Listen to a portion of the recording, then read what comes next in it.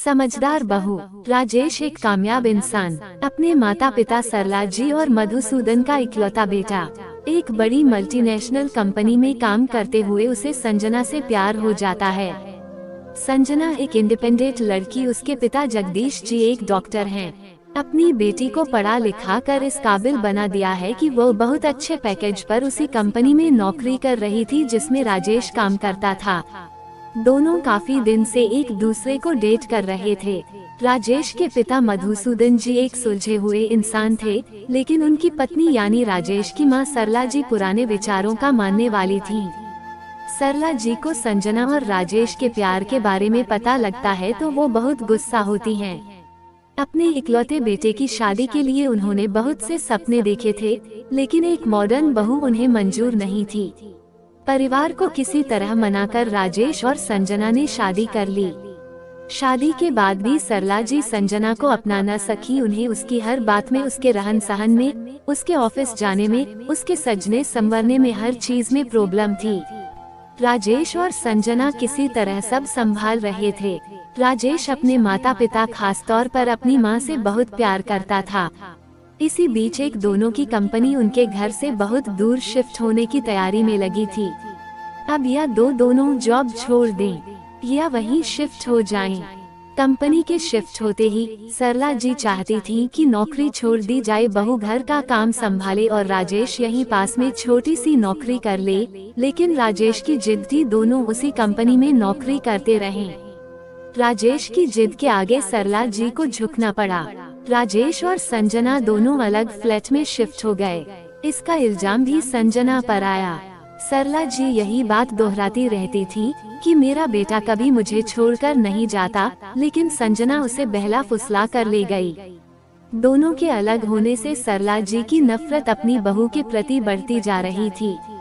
हालांकि दोनों हर वीकेंड पर उनसे मिलने आते थे, लेकिन संजना कभी भी अपनी सास के मन में अपनी जगह नहीं बना पाई। इसी बीच जिंदगी एक ऐसा मोड़ ले लेती है कि संजना का पति और सरला जी का इकलौता बेटा राजेश का एक्सीडेंट हो जाता है, जिसमें उसकी जान चली जाती है। ये पहाड़ सा दुख एक तरफ संजना को तोड़कर रख देता है, दूसरी तरफ सरला जी का दुख एक सितम बनकर संजना पर गिर जाता है।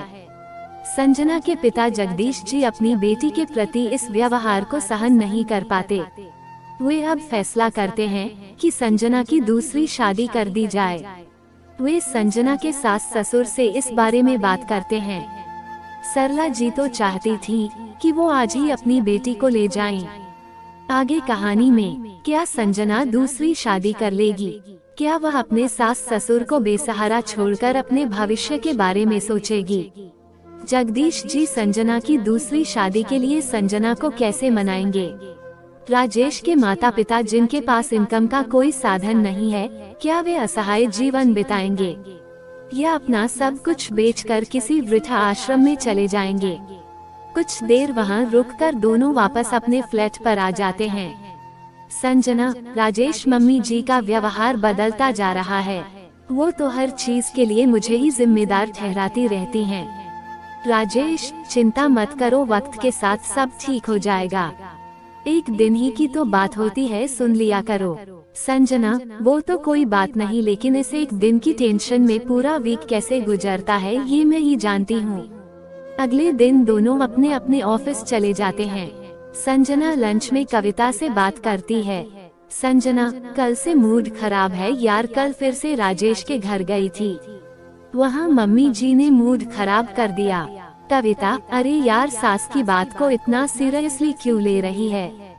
ज्यादा सोचा मत कर, सब ऐसे ही चलता है।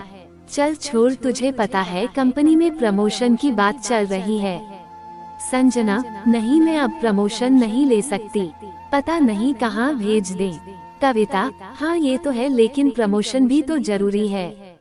संजना, नहीं यार, अब और टेंशन नहीं चाहिए, पिछले प्रमोशन की वजह से आज तक सुन रही हूँ मम्मी जी को लगता है मैं राजेश को अपने साथ ले गई। कविता, लेकिन एक बात सोच, अगर तू प्रमोशन लेती है और यहीं रहती है तो तुम दोनों बड़ा फ्लैट लेकर अपने सास ससुर को अपने साथ रख सकते हो, फिर तो सब ठीक हो जाएगा। संजना, तुझे पता है प्रमोशन मिलते ही काम का कितना प्रेशर बढ़ जाएगा। और सास ससुर यहाँ रहेंगे तो घर में भी बहुत काम करना पड़ेगा। उनके सामने राजेश भी काम को हाथ नहीं लगाते, नहीं तो मम्मी जी नाराज हो जाती हैं। कविता, चल ठीक है, सोच ले, अपना करियर भी तो बनाना होता है। संजना, देखा जाएगा। शाम को राजेश ऑफिस से घर आता है। संजना, राजेश पता है ऑफिस में प्रमोशन की बात चल रही थी, मैंने मना कर दिया, फिर से ट्रांसफर कर देते, बड़ी मुश्किल से तो यहाँ सेट हुए हैं। राजेश, हाँ ठीक है संजना, अभी कुछ दिन ऐसे ही चलने देते हैं, मैं भी कहीं नहीं जाना चाहता। सुनो, मुझे एक हफ्ते के लिए बाहर जाना है, तुम इस शनिवार अकेली मम्मी पापा से मिलने चली जाऊंगी। संजना, राजेश लेकिन तुम्हें पता है मम्मी जी को मेरा आना पसंद नहीं है, वो तो बस तुम्हें देखना चाहती हैं। राजेश, वो तो मैं जानता हूँ, लेकिन अगर हम दोनों में से कोई नहीं गया तो उन्हें चिंता हो जाएगी। संजना, ठीक है, मैं चली जाऊंगी। शनिवार को संजना राजेश के मम्मी पापा से मिलने पहुंच जाती है। सरला जी, राजेश नहीं आया, क्या बात है?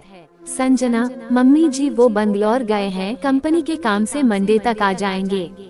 सरला जी, पहले तो मुझे बता कर जाता था, अब की बार बता कर भी नहीं गया। संजना, मम्मी जी अचानक जाना पड़ा, मंडे को आते आपसे मिलने आएंगे। मधुसूदन जी, कोई बात नहीं बेटा, तुम बैठो। संजना, मैं आप दोनों के लिए गाजर का हलवा लाई हूँ, मम्मी जी को बहुत पसंद है। सरला जी को संजना की बातों में कोई इंटरेस्ट नहीं था, उनकी आंखें राजेश को देखने को तरस रही थीं। संजना ने हलवा परोस कर दिया तो सरला जी ने जैसे तैसे खा लिया। बेटे की चिंता में उनका मन उदास हो चला था। कुछ देर वहाँ रुककर संजना उनसे विदा लेकर घर आ गई। रात को करीब 2 बजे अचानक संजना के फोन की घंटी बजी। संजना ने देखा अनजान नंबर से फोन था।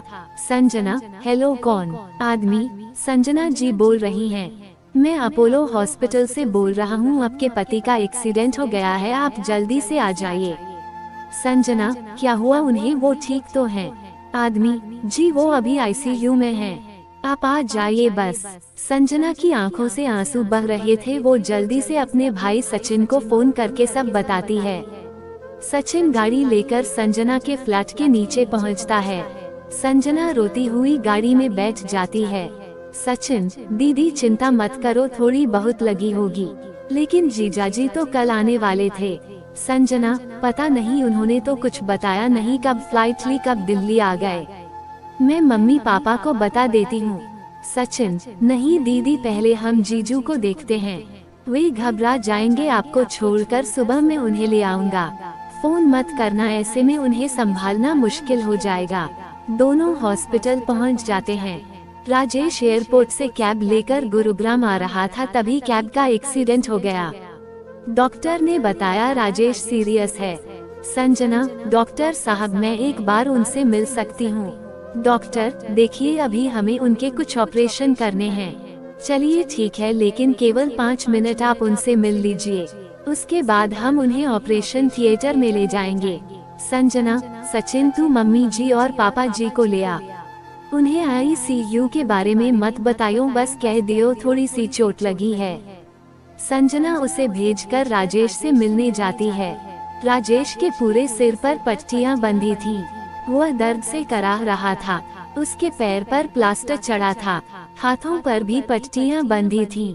संजना आंसू पोंछते हुए राजेश के करीब पहुंची। संजना, कैसे हो आप? राजेश थोड़ी सी आंख खोलकर संजना को देखता है, उसकी आंखों से आंसू बह रहे थे। राजेश, मेरे मम्मी पापा का ध्यान रखना। संजना, आप चिंता न करें, हम दोनों उनका ध्यान रखेंगे। संजना की आंखों से आंसू बह रहे थे। राजेश, मम्मी कहाँ हैं? एक बार। इससे आगे राजेश कुछ बोल नहीं पाया। संजना, सचिन गया है, उन्हें लेने अभी आते ही होंगे।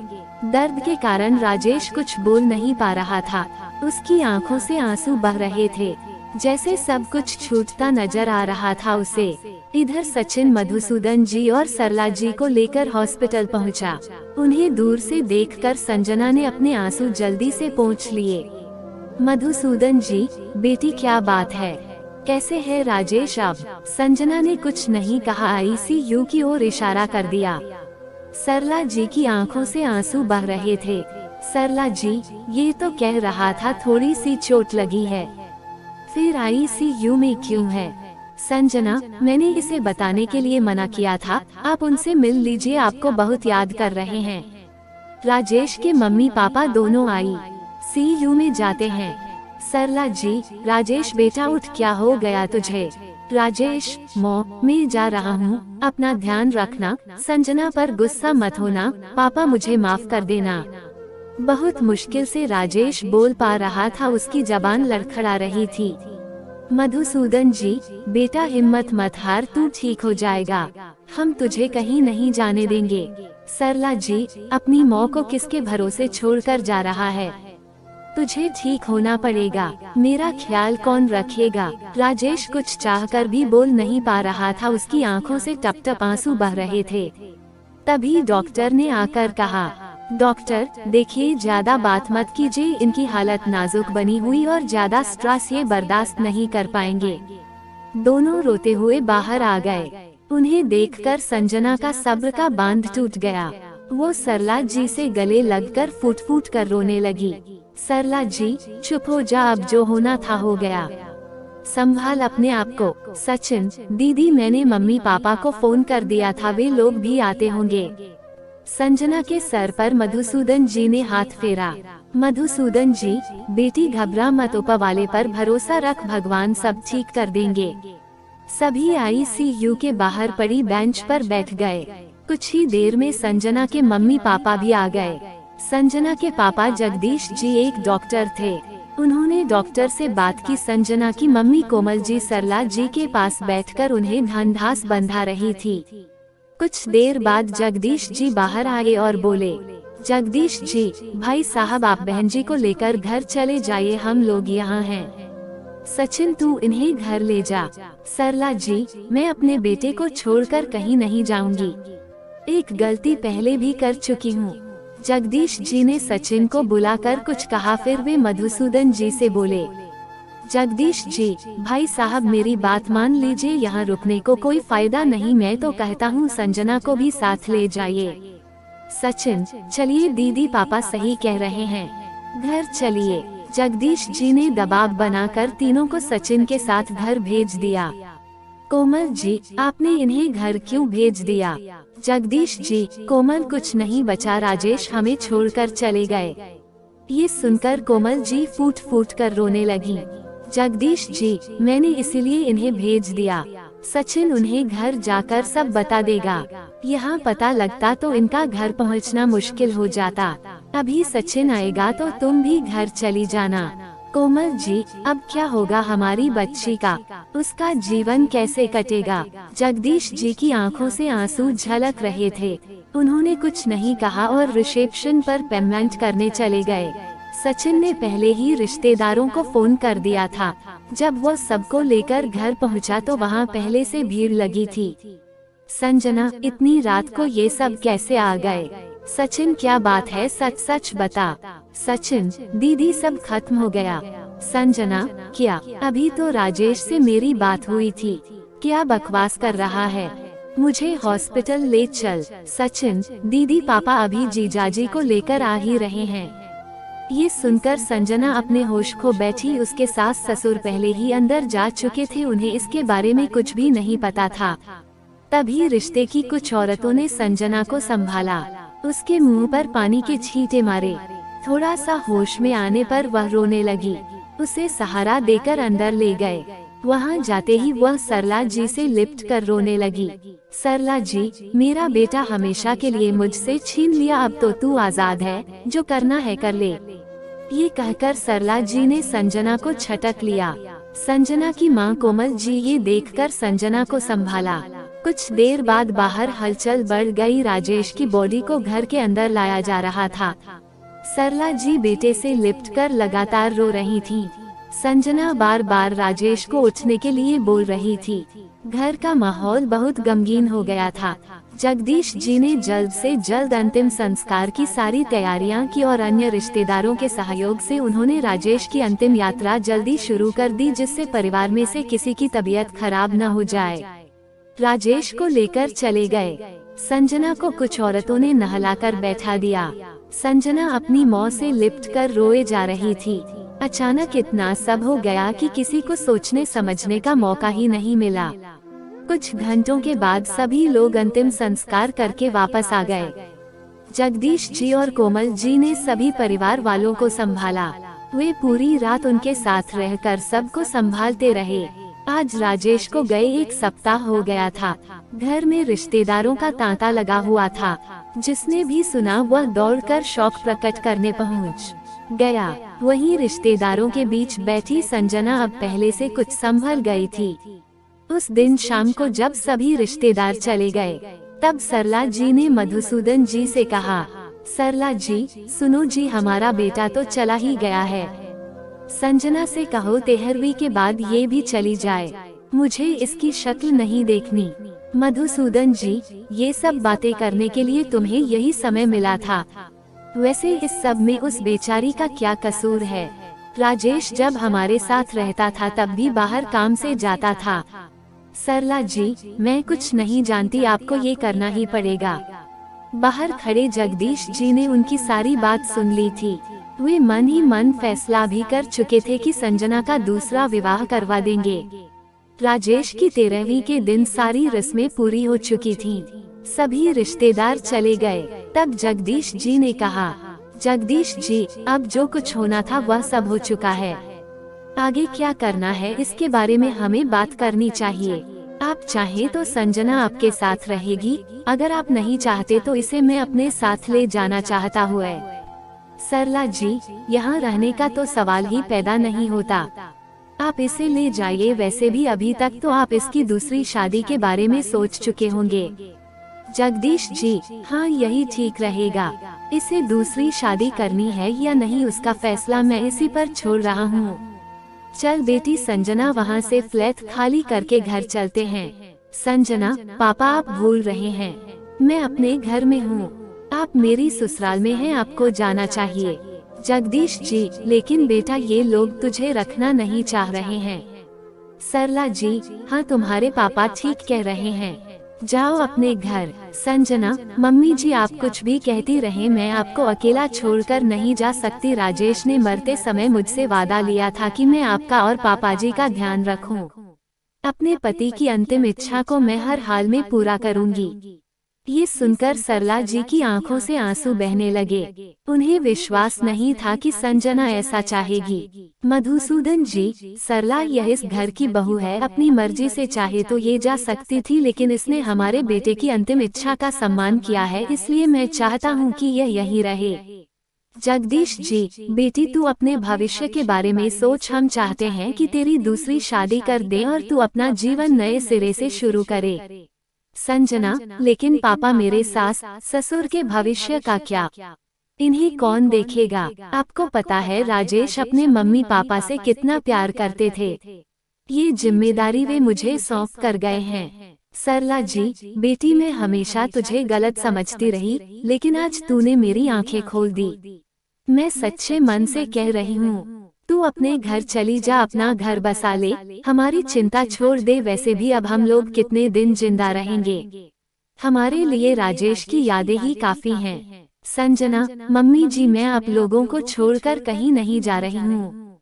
आपका ध्यान रखना मेरी जिम्मेदारी है। आप चाहें तो मुझे घर से बाहर निकाल दे, लेकिन फिर भी मैं बाहर पड़ी रहूंगी।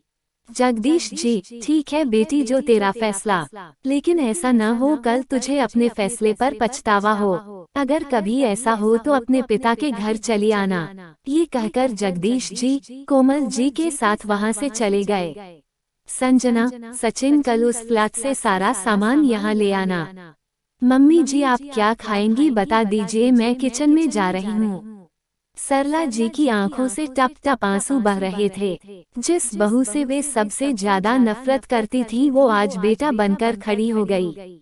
अगले दिन सुबह संजना जल्दी से तैयार हो गई। उसने सबसे पहले सबके लिए खाना बनाया, फिर चाय बनाकर सास ससुर के कमरे में गई। सरला, अरे बेटी मैं तो आ ही रही थी चाय बनाने। संजना, नहीं मम्मी जी, अब घर का सारा काम मैं करूंगी। बस कुछ दिन की बात है, मैं आज ऑफिस जा रही हूँ। बाद में यहीं आसपास नौकरी ढूंढ लूंगी। मधुसूदन जी, बेटी मैं सोच रहा था घर में मन नहीं लगता, कुछ काम कर लेता हूँ। संजना, नहीं पापा जी, आप इस उम्र में काम क्यों करेंगे? मैं हूँ न, चिंता न करें, कुछ दिन में सब ठीक हो जाएगा। आप बस मम्मी जी का ध्यान रखिए। संजना ऑफिस के लिए निकल गई। ऑफिस में पहुंचकर संजना अपने काम जल्दी जल्दी निपटाने लगी। खाली समय मिलते ही उसने नौकरी के लिए अप्लाई करना शुरू कर दिया। लंच के समय उसके आसपास काम करने वाले उसके पास आकर बैठ गए। संजना, आप सब मेरा दुख बांटने आए हैं, लेकिन चिंता न करें, मैं बिल्कुल ठीक हूँ। चलिए अपना लंच एंजॉय करते हैं। संजना को मुस्कुराता देख सबका मन हल्का हो गया। कुछ देर बाद संजना अपने बॉस अविनाश जी के पास गई। संजना, सर मुझे आपसे कुछ बात करनी है। अविनाश जी, संजना, मैं अगर तुम्हारे किसी काम आ सकूं तो मुझे बहुत अच्छा लगेगा। तुम इस ऑफिस में कई सालों से मेहनत और लगन से काम कर रही हूँ। संजना, सर मैं अब अपने सास ससुर के साथ रहने चली गई हूँ, इसलिए यहाँ पहुँचना मेरे लिए कठिन हो गया है। इसलिए मैं सोच रही थी आप मेरा रेजिग्नेशन एक्सेप्ट कर लें। अविनाश जी, ये तुम क्या कह रही हो? मैं इसका कोई हल निकालता हूँ। संजना, सर मैं वहीं आसपास नौकरी ढूंढ लूंगी, क्योंकि मुझे अपने सास ससुर को भी टाइम देना होगा। अविनाश जी, मैं समझ सकता हूँ, अभी रिजाइन मत करो, मैं तुम्हारी प्रॉब्लम का कोई हल निकालता हूँ। संजना उनकी बात मानकर वापस आ जाती है और अपने काम में लग जाती है। 2 दिन बाद अविनाश जी ने संजना को बुलाया। अविनाश जी, संजना मैंने सारा इंतजाम कर लिया है, तुम्हें अपने घर से वर्क फ्रॉम होम कॉन्सेप्ट पर काम कर सकती हूँ। कभी जरूरी हुआ तो ऑफिस आ जाना। संजना, लेकिन सर ये सब कैसे होगा? अविनाश जी, तुम इसकी चिंता मत करो, आज तुम अपना लैपटॉप ले जाना और कल से काम शुरू कर देना। इससे तुम्हें जॉब भी नहीं छोड़नी पड़ेगी। संजना, थैंक यू सर, आपने मेरी बहुत मदद कर दी। शाम को संजना घर आकर यह बात अपने सास ससुर को बताती है। सरला जी, बेटी जब से राजेश का एक्सीडेंट हुआ है हम तुम्हारे बाहर जाने पर डरते रहते थे। तुम्हारे बॉस ने बहुत अच्छा किया, भगवान उन्हें तरक्की दे। कुछ दिन बाद एक दिन दोपहर को घर की घंटी बजी। संजना ने गेट खोला तो सामने अविनाश जी खड़े थे। संजना, सर आप? अविनाश जी, संजना कुछ जरूरी काम था, एक प्रेजेंटेशन बनानी थी। संजना, सर मुझे बताते मैं आ जाती। अविनाश जी, नहीं इतना टाइम नहीं था, इसलिए मैं आ गया। तभी मधुसूदन जी और सरला जी आ गई। अविनाश जी ने उनके पैर छुए। संजना, मम्मी जी ये मेरे बॉस हैं। सरला जी, बेटा तुमने इस कठिन समय में हमारी बहुत मदद की है। बैठो मैं तुम्हारे लिए चाय बनाती हूँ। अविनाश जी, नहीं आंटी जी आप चिंता न करें, मुझे कुछ जरूरी काम था इसलिए आना पड़ा, नहीं तो आप लोगों को डिस्टर्ब नहीं करता। मधुसूदन जी, बेटा इसे अपना ही घर समझो, चलो काम के बहाने तुमसे मिलने का मौका मिला। तुम दोनों काम करो, हम अंदर बैठे हैं, कुछ चाहिए हो तो बता देना। इसी तरह समय बीत रहा था। अविनाश जी कई बार घर आने लगे थे। अब वे घर में काफी घुल मिल गए थे। एक दिन संजना बाहर गई थी। सरला जी, सुनो जी, मुझे लगता है संजना अविनाश जी को पसंद करती है, क्यों ना हम दोनों की शादी करा दें? मधुसूदन जी, हाँ मैंने भी नोटिस किया है, तुम संजना का मन टटोल कर देखो। सरला जी संजना से बात करती हैं, लेकिन वह साफ मना कर देती है। संजना, मैं ऐसा कैसे कर सकती हूँ मम्मी जी, मैं आप लोगों को छोड़कर कहीं नहीं जा सकती। सरला जी, बेटी हम अपना ध्यान रख लेंगे, तेरे आगे पूरी जिंदगी पड़ी है। अगले दिन संजना जब काम कर रही थी, तब अविनाश जी का फोन आता है। अविनाश जी, संजना आज एक क्लाइंट के साथ मीटिंग थी, क्या तुम मेरे साथ चल सकती हो? मैं तुम्हें घर से ले लूँगा। संजना, सर बात ये है कि अगर आप बार बार मेरे घर आएंगे तो मेरे सास ससुर और मोहल्ले वाले पता नहीं क्या सोचेंगे। मैं आपका दिल नहीं दुखाना चाहती, लेकिन आप जानते हैं एक विधवा को समाज किस नज़र से देखता है। अगर आप चाहें तो मैं रिजाइन कर सकती हूँ। अविनाश जी, मुझे माफ करना संजना, मैं समझ सकता हूँ। तुम्हें रिजाइन करने की जरूरत नहीं, हम लोग सारा काम ऑनलाइन निपटा लेंगे। इसी तरह कुछ दिन बीत गए। एक दिन सरला जी ने संजना से पूछा, सरला जी, बेटी बहुत दिनों से अविनाश नहीं आए। संजना, मां जी, मैंने उन्हें यहाँ आने के लिए मना कर दिया। सरला जी, लेकिन क्यों? संजना, मां जी, मुझे बहुत सोचकर चलना होगा। उनका बार बार यहाँ आना, कल कोई उंगली उठाने लगे तो क्या होगा? सरला जी, लगता है बेटी उस दिन की बात तूने दिल से लगा ली, हमारा वो मतलब नहीं था, हम तो बस तेरा मन टटोल रहे थे। संजना, नहीं मां जी, वो बात नहीं है। हमें समाज में रहना है तो सब कुछ सोच के चलना पड़ेगा। सरला जी, लेकिन बेटी उन्हें बुरा लग जाएगा। संजना, मां जी, मुझे उससे कोई फर्क नहीं पड़ता। अगर उन्हें बुरा लगेगा तो ये उनकी प्रॉब्लम है। ज्यादा से ज्यादा क्या होगा, मेरी नौकरी चली जाएगी। सरला जी चुप रह जाती हैं। इसी तरह समय बीतने लगता है। एक दिन मधुसूदन जी ने संजना के पिता जगदीश जी को फोन किया।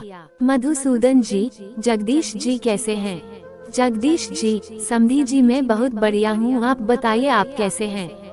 मधुसूदन जी, मैं तो ठीक हूँ समधी जी, लेकिन आपसे संजना के बारे में बात करनी थी। मैं चाहता हूँ कि आप उसे समझाएं। वह दुनिया से अलग होकर केवल हम दोनों के बारे में सोचती रहती है। जहाँ तक कि अब उसने अपनी नौकरी भी दांव पर लगा दी। हमारा क्या है, राजेश के जाने से आधे तो हम पहले ही टूट चुके हैं। अब जितने दिन भी जिंदगी के बचे हैं किसी तरह काट लेंगे, लेकिन इसके सामने तो पूरी जिंदगी पड़ी है। कल आप और हम नहीं होंगे तो इसका साथ देने के लिए कोई तो होना चाहिए। मधुसूदन जी ने सारी बात समझाते हुए अविनाश के बारे में भी बता दिया। जगदीश जी, आप चिंता न करें भाई साहब, मैं संजना से बात करूंगा। सभी मिलकर संजना को समझाने की कोशिश करते हैं, लेकिन संजना अपने फैसले पर अटल रहती है। संजना, आप सबकी बात सही है, लेकिन मैंने भी राजेश से कुछ वादा किया था, वो मैं किसी भी हाल में नहीं तोड़ सकती। इसी तरह कुछ दिन और बीत जाते हैं।